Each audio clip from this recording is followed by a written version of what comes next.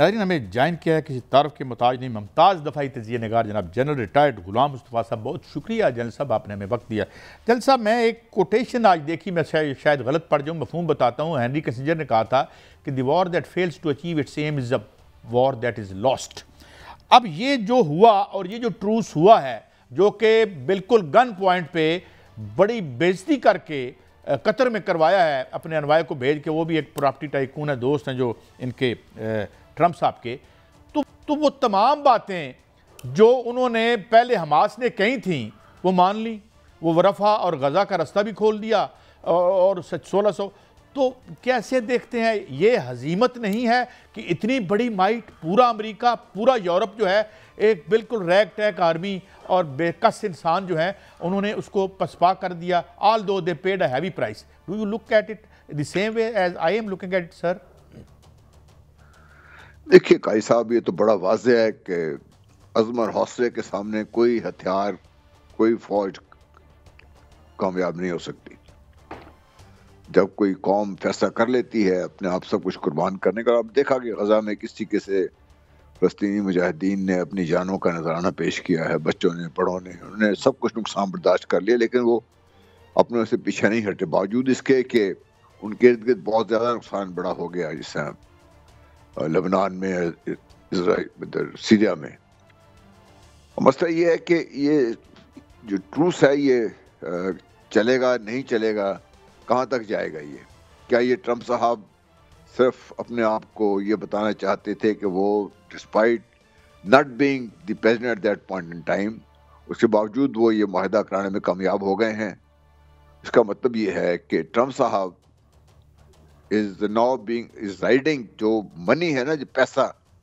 اس کو سارا support Trump صاحب کے پاس ہے، جس کی وجہ سے ٹرمپ صاحب کو یہ کامیابی سمجھتے ہیں کہ ان کو ملی ہے یہ۔ لیکن زیادہ دیر ٹھہرے گا نہیں گا صاحب،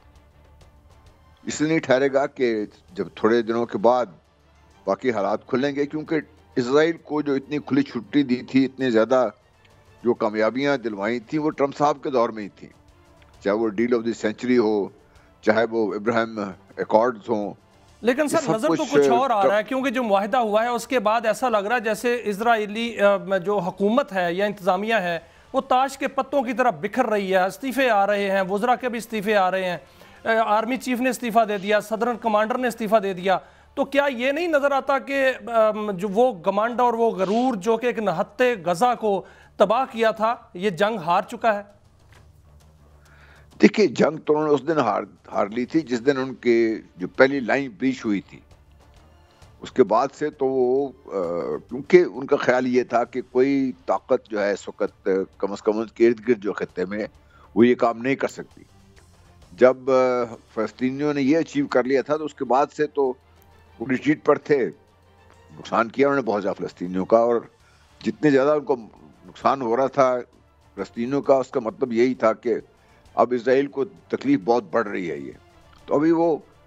فار دی ٹائم بینگ آپ کو یہ لگ رہا ہے یوں، اور میرا یہ خیال یہ بھی ہے کہ شاید ٹرمپ صاحب اور نتن یاہو کے درمیان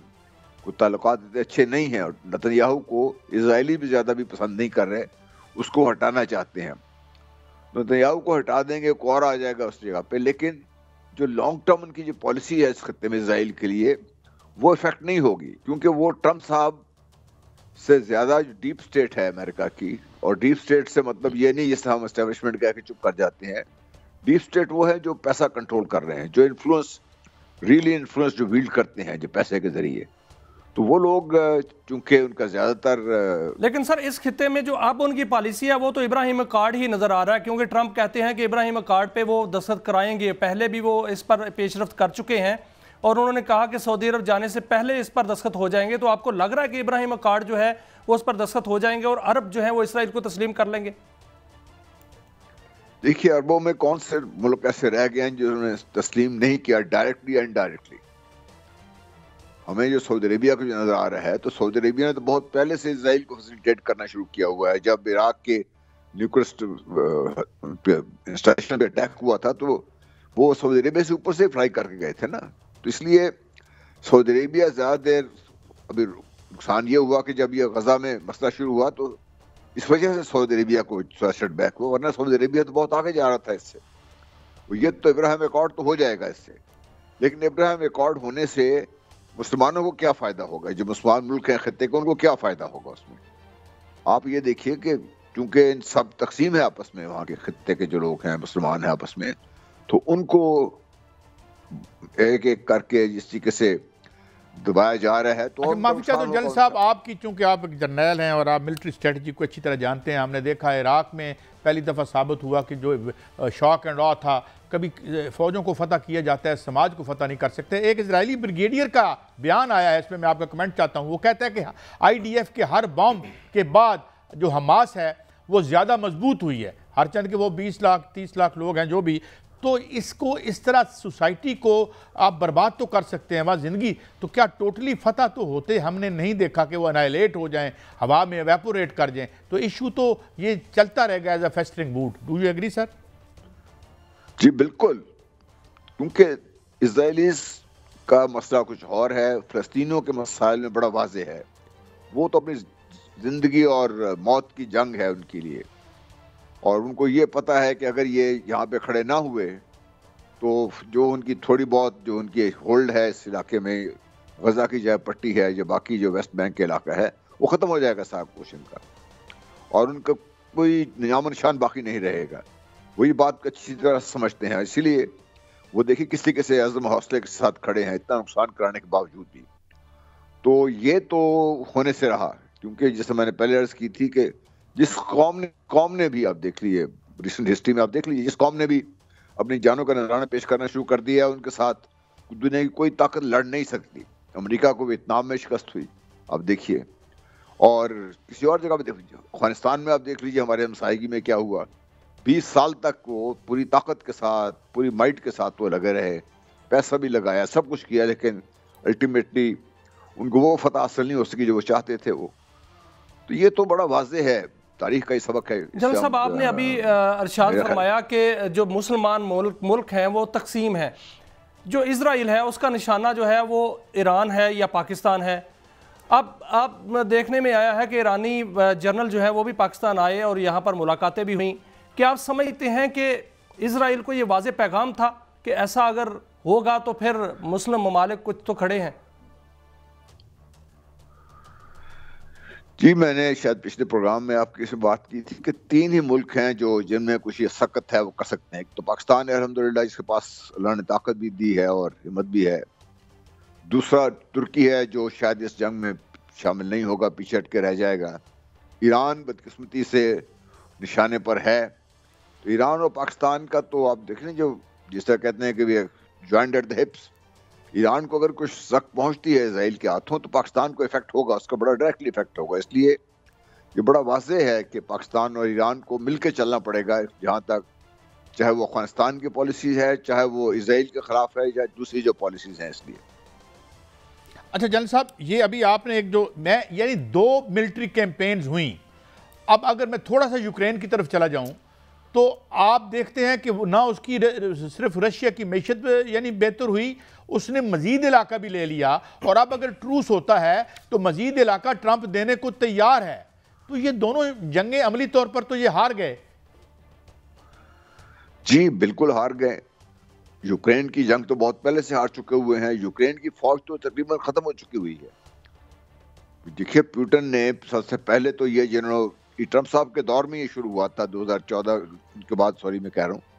کہ جب یہ ٹرمپ صاحب کے دور میں یہ جو مرسنریز تھے انڈر ریٹائرڈ امریکن جنرل وہاں پلیس ہوئے تھے، تو پیوٹن نے پہلا نشانہ تو ان کو بنایا تھا، وہ بھاگ گئے سر وہاں سے۔ جو یوکرینین فوج تھی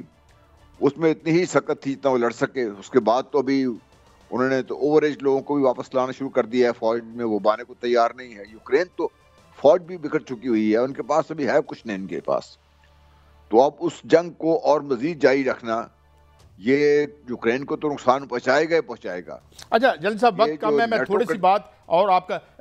میں چاہتا ہوں اس پہ بھی بات ہو جائے۔ کینیڈا پہ میں نے آج دیکھا اور بڑا چشم کشا آرٹیکل تھا، ان کی بہت سی سٹیٹس براہ راست امریکہ کے ساتھ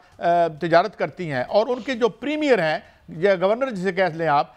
صوبوں کے، وہ خود براہ راست ان سے بات کر رہے ہیں ٹرمپ صاحب سے، اور ایک سچویشن کس طرف جاتی ہے، مگر اب اس کی بلکنائزیشن کی بات ہو رہی ہے۔ تو کیا ٹرمپ جو ہے وہ اپنے اندر کے بحران کو ایکسپورٹ کرنے کے لیے یہ جوا کھیل جائے گا؟ دیکھیے جو ٹرمپ کو جو جن چیلنجز کا سامنا ہے نا، اس کے لیے ان چیلنجز سے نپٹنا تو ایک چیلنج ہے ہی ہے، لیکن ان سے امریکہ کے اندر سے جو لوگ ہیں یا جو ان کے ایکسٹریم ہارڈ لائنرز ہیں،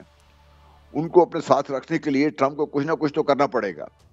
اور کینیڈا بڑا ایزی ٹارگٹ ہے، ان کی فوج نہیں ہے، ان کے پاس اگر ہے تو بڑی معمولی سی فوج ہے ان کی، اور وہ لڑنے وغیرہ میں اتنا یقین رکھتے نہیں ہیں، اور ریسورسز ان کے پاس بے بہا ہیں،